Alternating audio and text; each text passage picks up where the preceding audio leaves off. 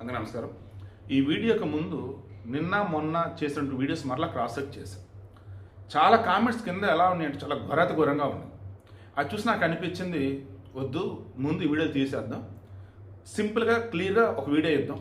5 ప్రశ్నలు. ముందుగా గరికపాటి నరసింహారావు గారికి సంబంధించి ఛాన్స్ దొరికిందని చెప్పేసి కొంతమంది నాస్తికులు సెక్యులర్ బ్యాచ్ చేంజ్ చేస్తున్నారు, ఆయన అంటరాని మాట్లాడేస్తున్నారు. అది అన్న అసలు కమింగ్ టు చిరంజీవి, ఈయనకు సంబంధించి నేను చెప్పింది బాగానే అర్థమైన కొంతమంది, మిగతా వాళ్ళు అసలు బుర్ర పెట్టకుండా కామెంట్లు పెడుతున్నారు. దానివల్ల ఏమవుతుందంటే, నేను ఏదైనా కామెంట్లు చూసి తేడా డిలీట్ చేస్తే ఓకే, అలా డిలీట్ చేయకుండా అనుకోండి as a accredited journalist, okay, అటువంటి వీడియోలు అటువంటి కామెంట్స్ నా వీడియో కింద ఉన్నాయి అనుకోండి, నాకు చెడ్డ పేరు. ఒకళ్ళకి 10 మిలియన్ సబ్స్క్రైబర్లు ఉన్నారు అంటే 1 కోటి మంది, ఒకళ్ళకి 1,00,000 మంది సబ్స్క్రైబర్లు ఉన్నారు. కానీ 1,00,000 మంది సబ్స్క్రైబర్ ఛానల్ హెడ్ వచ్చేసి ఒక అఫీషియల్ జర్నలిస్ట్, 10 మిలియన్ సబ్స్క్రైబర్ ఉన్నటువంటి ఆ ఛానల్ హెడ్ వచ్చేసి ఒక నార్మల్ ఎవరో ఒక పర్సన్. అందరి దృష్టి ఈ 1,00,000 మంది సబ్స్క్రైబర్ ఉన్నటువంటి అతని మీదే ఉంటుంది. ఎందుకు? అఫీషియల్ జర్నలిస్ట్, తను ఏం చెప్తున్నాడు ఏంటండి. సో దానికైనా దిక్కుమాల కామెంట్ వచ్చిందనుకోండి, ఇతనే అంటారు చూసుకోవా కామెంట్లు అని. అతను చూసుకోకపోతే ఏం చేయాలి? మీరు నమ్ముతారో లేదో, నేను కామెంట్స్ చెక్ చేస్తూ ఉన్నప్పుడు కొన్ని చూస్తాను కదా, ఎవరు ఇంత తేడా కామెంట్ పెట్టాడని చెప్పేసి, అసలు ఎవరేంటని చెప్పి చూస్తే అప్పటికే అతని కామెంట్లో 10-20 ఉంటాయి పాతవి, అది చూడలేదు. అవి ఇంకేముంది, అమ్మో ఎవరు ఇంత దూరం ఉండని చెప్పి అప్పుడు బ్లాక్ చేయాల్సి వస్తుంది. సో ఇది అంతే 1.5 మినిట్ ఎందుకు చెప్పానంటే, మీరు పెట్టే కామెంట్లు ఏవైతే ఉన్నాయో అది మీ ఒపీనియన్ తెలియచేస్తుంది. అట్ ది సేమ్ టైం ఆ వీడియోకి సంబంధించి, ఆ వీడియో పెట్టిన మనిషికి సంబంధించి మీరు భయంకరమైన డ్యామేజ్ చేస్తున్నారు ఇన్ కేసు తేడా కానీ కామెంట్లు ఉంటాయి. మొన్న అనసూయ కానీ, అంతకుముందు వేరే వాళ్ళు కానీ, మన లావణ్య త్రిపాఠి కానీ, రిమైనింగ్ బహుశా మరికొద్ది రోజులలో ఇంకొంతమంది ఇటువంటి కేసులు చాలా వస్తాయి. కామెంట్స్ తేడాగా పెట్టినటువంటి కూడా జాగ్రత్తగా తీసుకుని ఆ కామెంట్ ఏంటి, ఎవరు పెట్టారో ఐపీ అడ్రస్ మొత్తం గ్యాదర్ చేసేసి పోలీస్ కంప్లైంట్ ఇస్తున్నారు. నేను చాలాసార్లు ఇదే చెప్పాను, ఎందుకు పిచ్చి పిచ్చి కామెంట్లు పెడతారు, పెట్టకండి.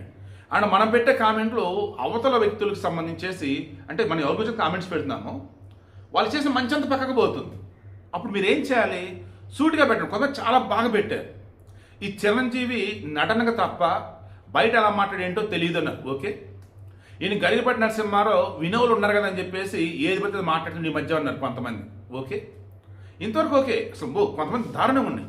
సో ఇప్పుడు సూటిగా నేను చెప్పదలుచుకున్నది ఏంటి, 5 ప్రశ్నలు. ముందుగా చిరంజీవి అభిమానులను అడుగుతున్నది, ఎందుకంటే టాప్ మోస్ట్ ఫెమిలియర్ పర్సన్స్ కూడా పచ్చి బూతులు తిడుతూ చిరంజీవి కూడా అన్నాడంటే అని చెప్పేసి ఏదో వీడియోలు పెడుతున్నారు. కాబట్టి మిమ్మల్ని అడుగుతున్నాను రా బాబు, నేను భారతీయుడిని, సరే నాది వద్దులే, మీరే మీ చిరంజీవి, మన చిరంజీవి. ఎందుకంటే నాకు ఇప్పటికీ చిరంజీవి అంటే సినిమా అంటే చిరంజీవి. సో మన చిరంజీవి భారతీయుడు. సరే, శ్రీలంకలో వచ్చేసి వాళ్ళకి బోల్డ్ అని ఫిల్మ్ స్టూడియోలు ఉన్నాయి, ల్యాండ్స్ ఇచ్చారు, రిసార్ట్స్ అన్నీ ఉన్నాయి, సూపర్. సో చిరంజీవి శ్రీలంకకి వెళ్ళాడు. ఆయన సినిమాలు అక్కడే షూట్ చేస్తున్నారు. బట్ సినిమాలు మొత్తం ఇండియాలో రిలీజ్ చేస్తున్నారు. శ్రీలంక కూడా రిలీజ్ అవుతున్నాయి, బట్ ఇండియా నుంచి ఎక్కువ ఆదాయం ఆయనకు వస్తుంది. సరే, శ్రీలంక ప్రభుత్వం ఆయన సన్మానిస్తుంది. అప్పుడు ఆయన శ్రీలంక ప్రధానిని మెచ్చుకుంటూ మన ఇండియా ప్రధానికి ఒక సలహా ఇచ్చాడు. పక్క దేశమైనటువంటి భారతదేశం కూడా అనలా, పక్క దేశం అయినటువంటి ఆ దేశ ప్రధాని కూడా ఆలోచించి అవార్డులు ఇవ్వాలి అని అన్నాడు. పక్క దేశ ప్రధాని, పక్క దేశం అని అన్నాడు శ్రీలంకలో ఉండి. అప్పుడు మీరు చిరంజీవిని ఏమంటారు కింద కామెంట్లో తెలియచారు.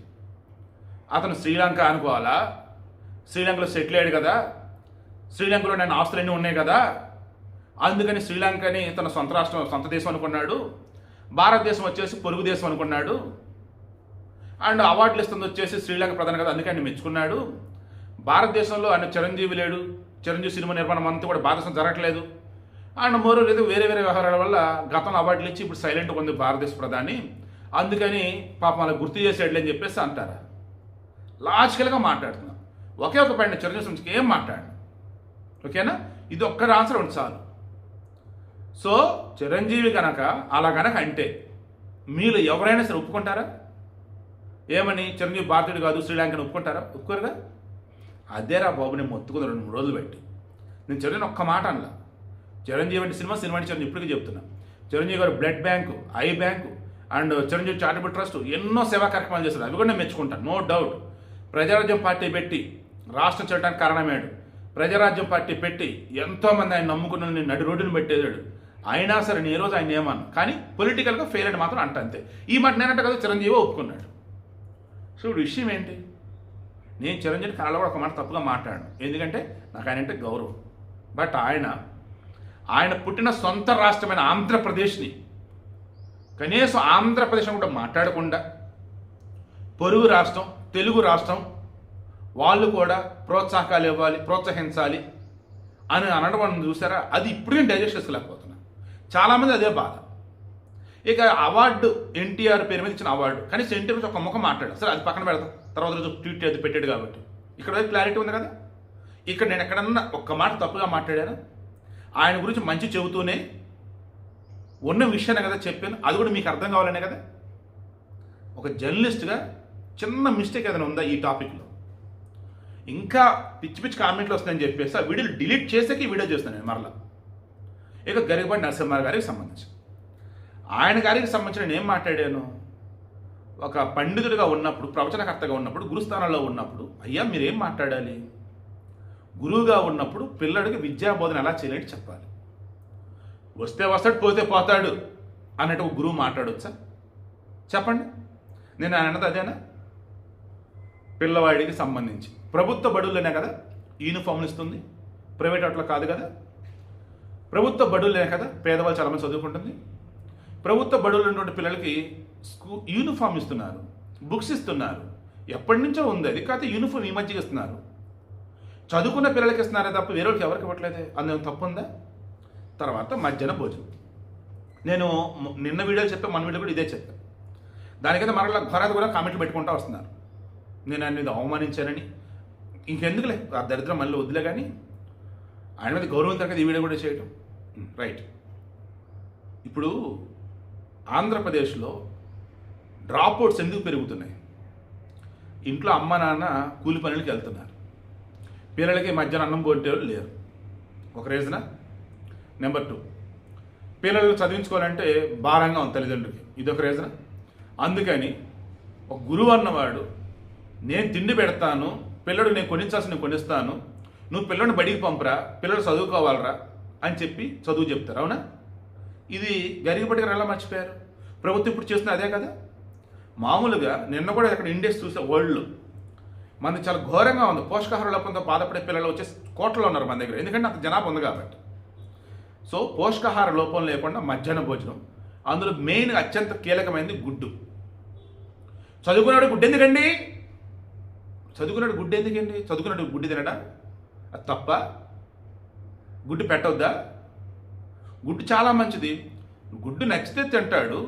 వెజిటేరియన్ తినే పిల్లాడు గుడ్డు తినడం అనుకుందాం, లేదు వెజిటేరియన్ నాన్ వెజ్ తినడం లేకుండా గుడ్డు తినడం అనుకుందాం, అప్పుడు గుడ్డు బదులు అరటికాయో ఏదైనా స్వీటో ఏదో ఒకటి ఇస్తున్నారు కదా, అది కూడా ఇస్తున్నారు ఆల్టర్నేటివ్. గుడ్డు ప్రపంచంలో ద బెస్ట్ పోషకాహారం ఉన్నటువంటి చాలా తక్కువ మొత్తానికి దొరికేది, అంటే తక్కువ డబ్బుతో మంచి పోషకాహారం దొరికేది గుడ్డులోనే. అది పిల్లలకి ఎదుగుతున్న పిల్లలకు పెడుతుంటే అది మీరు గుడ్డ గాడిద గుడ్డ అదెట్ట పెడతారు స్కూల్లో అని అనడం తప్పు కాదా. అది పెట్టేవారిని నిందించడం తప్పు కాదా. ఎస్, నేను నిన్న ఆయనతో అన్నాను, ఆయన తీసిన నథింగ్ బట్ గరికపాటి గారితో ఏకీభవించాను. ఏమని, ఎన్ని గుడ్లు వచ్చాయి, ఎన్ని ఉడికాయి, ఎన్ని పగిలాయి, ఎన్ని తిన్నారు, ఈ లెక్కలన్నీ పాఠాలు చెప్పే మాస్టర్లకు ఎందుకండి అన్నారు. ఎస్, అది నేను అగ్రీ చేస్తాను. ఆ లెక్కకి వాటిని అపాయింట్ చేయండి, లేదు స్కూల్లో నాన్ టీచింగ్ స్టాఫ్కి అసైన్ చేయండి. పాఠాలు చెప్పే మాస్టారు, పాఠాలు చెప్పే టీచరు పాఠాలు చెప్తారా, లేక ఇవన్నీ లెక్కలు రాసుకుంటూ కూర్చుంటారా? ఇది ఖచ్చితంగా ప్రభుత్వం ఖచ్చితంగా గురించి ఆలోచించాలి. సో నేను గరికపాటి గారు చెప్పిన దానిలో ఏదో ప్రభుత్వం అంతా పిల్లలకు అన్నీ ఇస్తూ ఉంటే ఇక వాళ్ళేం చదువుతారు, చౌన పెళ్ళిపుడు లేక మనమే కూర్చుంటాడు, ఏంటి అసలు అది? ప్రభుత్వం బాధ్యతగా పిల్లలకు అన్నీ ఇస్తున్నది దేనికోసం, చక్కగా చదువుకోండిరా బాబు అన్ని మేము ఇస్తున్నాం కదా అని, మీకు ఏ ఇబ్బంది లేకుండా అన్ని చూసుకున్నారా చదువుకోండిరా బాబు అని. నాణ్యమైన విద్యను అందించాలి, దానికోసం డిమాండ్ చేద్దాం. చాలా నాణ్యమైన విద్య అందట్లేదు అన్నారు, దానికి కారణాలు ఏంటి ఆల్రెడీ మన గతంలో మాట్లాడుకుందాం. ఇప్పుడు నాణ్యమైన విద్య అందుతూ ఉంది, ఇంకా మెరుగుపరచాలి, మాట్లాడదాం. సో ఓవరాల్గా సూటిగా నేను అడిగింది, చిరంజీవి తన సొంత రాష్ట్రం ఆంధ్రప్రదేశ్ని పొరుగు రాష్ట్రం అని అన్నాడే, దానికి ఇప్పటికి బాధపడుతున్నా. ఎందుకు? అత్యధికంగా తెలుగు సినిమాకి లాభాలు వచ్చేది ఆంధ్రప్రదేశ్ నుంచే. పిచ్చోళ్ళం రా బాబు, మేము సినిమా పిచ్చోళ్ళం. మేము చిన్నప్పుడు సినిమా అంటే ఆంధ్రప్రదేశ్ సినిమా అన్నట్టు కొన్నాం. తెలంగాణలో చూస్తారు, నో డౌట్. కానీ తెలంగాణలో ఎంటర్టైన్మెంట్ వాళ్ళు తక్కువ ఇంపార్టెన్స్ ఇస్తారు, ఎస్పెషల్ సినిమాకి సంబంధించి. తెలంగాణలో ఎక్కువ ఎలా అంటే పర్సనల్గా ఫ్రెండ్స్ కలిస్తారు, సరదాగా ఎంజాయ్ చేస్తారు, అలా చేస్తారు వాళ్ళు. సినిమా అన్నప్పుడు అంత పట్టించుకోరు వాళ్ళు. ఇది తెలంగాణ మిత్రులు నాకు చెప్పింది, నేను చూసిందే చెప్తున్నా. ఈ మాట చూస్తారు. మరి ఏపీ వాళ్ళకు ఉన్నంత పిచ్చి అయితే ఉండదు. ఇది ఓపెన్ నేనే చెప్తున్నా. సినిమాలు కూడా చెప్పారు, ఎక్స్పర్ట్స్ కూడా అదే చెప్పారు. ఏపీ వాళ్ళకి సినిమా అంటే పిచ్చి. అటువంటి సినిమా పిచ్చి వాళ్ళని మీరు ఏకంగా ఎవరో పరాయాలు అన్నట్టుగా మాట్లాడారే, ఎంత బాధేసింది చెప్పండి. మళ్ళీ మీ సొంత రాష్ట్రమే పొరుగు రాష్ట్రం అన్నారా? ఏంటి అసలు అది? మీరే మరల అమరావతి రైతులు నానా కష్టాలు పడి ఇబ్బందులు పడి దర్శనం చేసిన ఒక్కరోజు మీరు వాళ్ళు సపోర్ట్ చేయాలి. దానితో రాష్ట్రం సర్వనాశనం చేస్తుంటే జగన్మోహన్ రెడ్డికి వెళ్ళి సపోర్ట్ ఇచ్చి 3 రాజధానులు ఉండాలి అన్నారు. ప్రపంచంలో ఏ దిక్కుమనుడో ఆలోచన చేయడు. అటువంటి జగన్ చేస్తే దాన్ని మీరు సపోర్ట్ చేస్తే చిరంజీవి గారు ఏంటి అసలు అది? అసలు అప్పుడు కూడా మాట్లాడడం అది అయిపోయింది. నిన్నటి సందర్భం వేరు కదా. అంటే మీరు ఇంకా జగన్ మనిషిగానే ఉన్నారని చెప్పేసి అనుకుంటున్నారు జనాలు. అది మరి మీరు అవును అంతేనంటారో లేదు ఇంకేమని అంటారో చెప్పండి పోని. ఇక గరిగిపడి గారికి సంబంధించి గురుస్థానంలో ఉన్నప్పుడు పిల్లల్ని ఏదో విధంగా స్కూల్ తెచ్చి పాఠాలు చెప్పాలి, చక్కలు ఎదిగేలా చేయాలి, పోషకాహార లోపం లేకుండా చూసుకోవాలి. అటువంటిది అసలు నోటికి ఎంత వస్తే అంత అన్నట్టుగా గుడ్డ గాడిద గుడ్డ వాడు మంచం ఎక్కుతాడు, సోమన పెళ్లి కొడుకల్లే ఎందుకు ఇస్తారు పిల్లలకి ఇవన్నీ? వస్తే వస్తాడు, పోతే పోతాడు. ఏంటి అసలు అది? మీకు అన్నీ ఉన్నాయి సార్, లేని వాళ్ళు చాలామంది ఉన్నారు సార్. చిరంజీవికి గరిగిపాటి గారికి సంబంధించి ఈరోజు ఒక్క చిన్న మాట కూడా నేను తక్కువ చేయలేదు వాళ్ళని. నిన్నామని కూడా ఏం అనలేదు, కానీ కొంచెం కోపం ఉన్నా. ఈరోజు కోపం కూడా లేదు, చాలా నార్మల్ ప్లెజెంట్గా చెప్పాను. ఇప్పుడైనా ఈ వీడియో కింద చిరంజీవి అభిమానులు, గరిగిపాటి గారి అభిమానులు, చిరంజీవి గారి అభిమానులు, గరిగిపాటి గారి అభిమానులు ఓకే చక్కగా ఇప్పుడన్నా మనస్ఫూర్తిగా కామెంట్లు చేయండి. ఇక రిమైనింగ్ వాళ్ళు ఎవరైనా కనుక ఉన్నట్టయితే మీ ఒపీనియన్ చెప్పండి. అది బూతులతో చెప్తున్నప్పుడు నాకు చాలా ఇబ్బందిగా ఉంది, దయచేసి గుర్తుంచుకోండి. వద్దు.